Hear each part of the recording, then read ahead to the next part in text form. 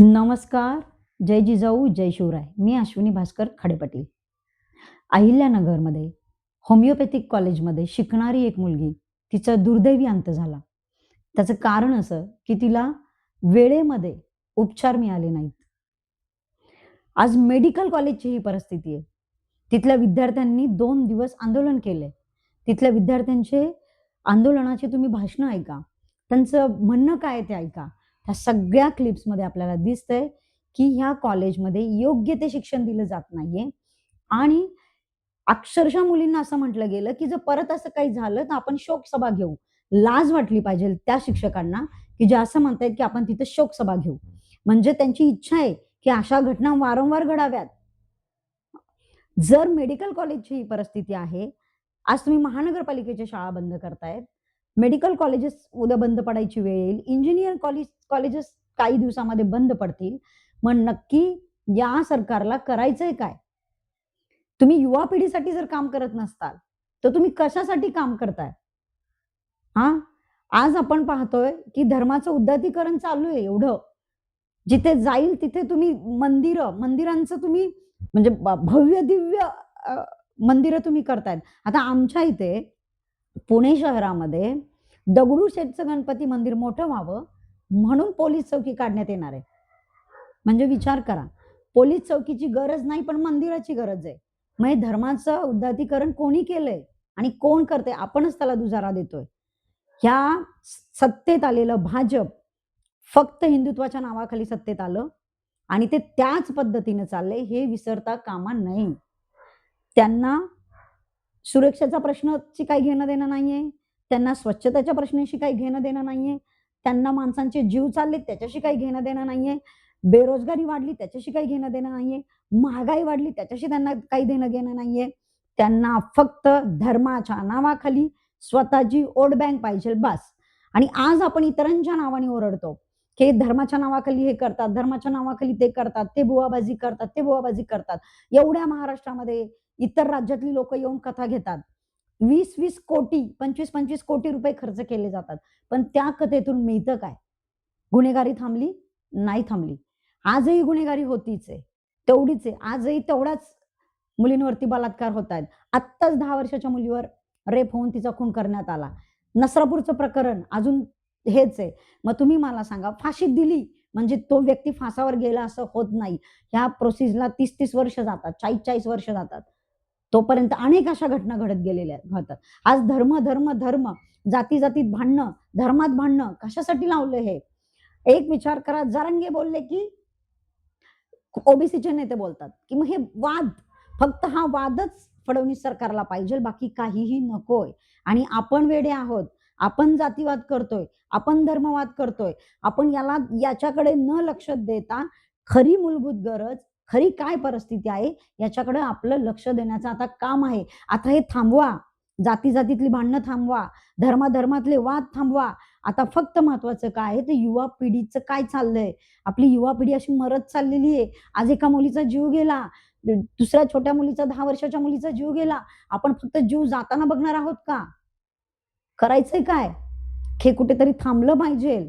आणि धर्म, धर्म, धर्म, धर्म वंदे मातरमची 2 कडवी पहिल्यापासून म्हणजे मी जेव्हापासून शाळेत जाते, जेव्हापासून मला कळायला लागलं, तेव्हापासून जनगण मन आणि वंदे मातरमची पहिली 2 कडवी घेतली जातात. त्याचं कारण साधं आणि सोपं आहे हो. कारण पहिल्या 2 कडव्यामध्ये भारत मातेचं अतिशय सुंदर वर्णन केलेलं आहे.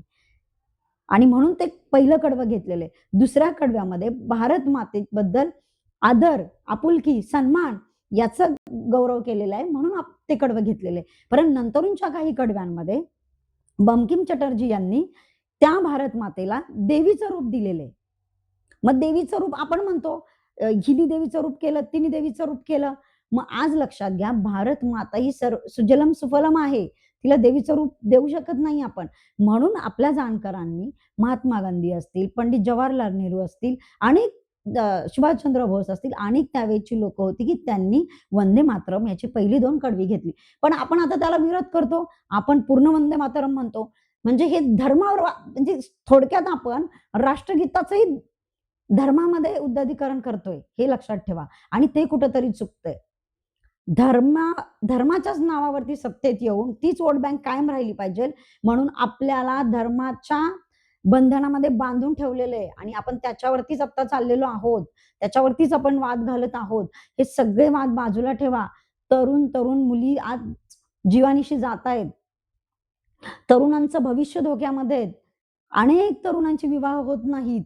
कारण आता विश्वास नावाची गोष्टच कुठे राहिलेली नाहीये. बेरोजगारी वाढत चालली आहे, महागाई वाढत चाललेली आहे. मेडिकल कॉलेजेस बंद पडतायत, इंजिनिअर कॉलेजेस बंद पडतायत, महानगरपालिकेच्या शाळा बंद पडतायत. मग आपलं चाललंय काय? जिल्हा परिषदेच्या शाळा बंद पडतायत. जर सामान्य वर्गाला जिथे चांगलं शिक्षण घेता येईल, जिथे कमी पैशामध्ये त्यांचं शिक्षण होईल, अशा जर संस्था बंद पडायला लागल्या, तर गरिबाच्या मुलांचं शिक्षण होईल का? आणि भविष्यामध्ये ही गरीब युवा पिढी श्रीमंत होईल का? किंवा देशाच्यासाठी काहीतरी करेल का? हा पण एक मुद्दा आपण इथं लक्षात घेतला पाहिजे.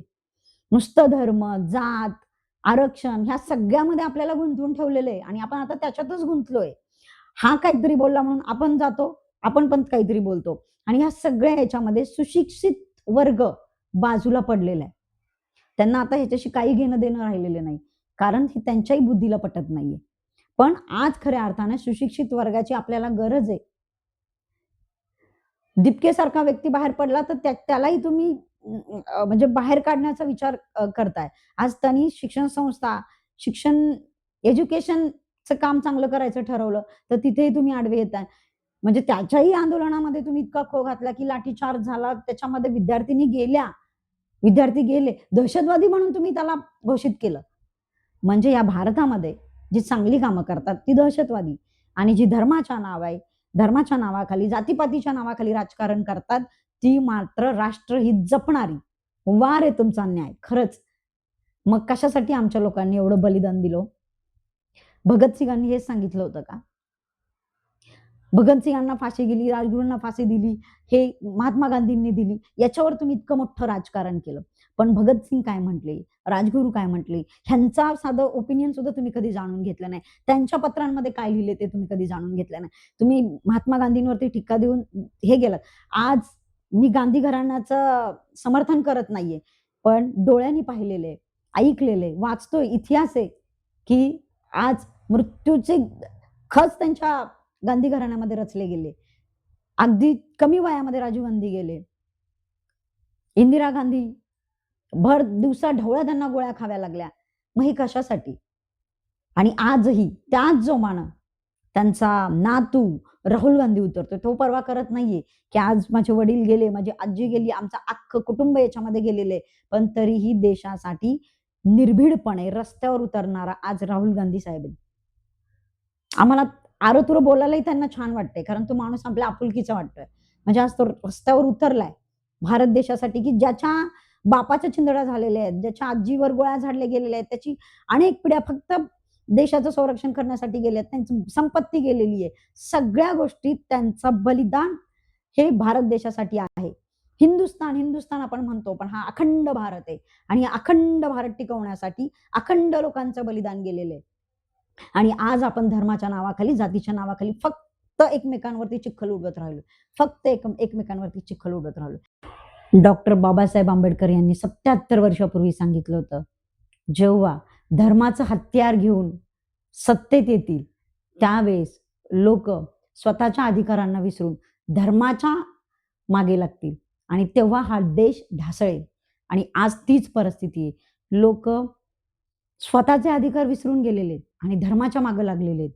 धर्म, जात हेच करत बसलेले आहेत आणि स्वतःचे अधिकार विसरून गेलेले आहेत. म्हणजे संविधान ज्यावेळेस लिहिलं, त्यावेळेस त्यांनी ह्या सगळ्या गोष्टींचा विचार केला होता.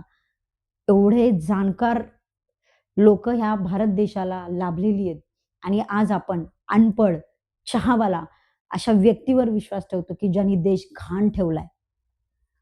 आणि आज आपला देश ढासळायला लागलाय. कर्जाच्या डोहात अडकलेला आहे, कर्जबाजारी झालेला आहे. एक विचार करा, जन्माला येणाऱ्या मुलाच्याही डोक्यावरती आज कर्ज आहे.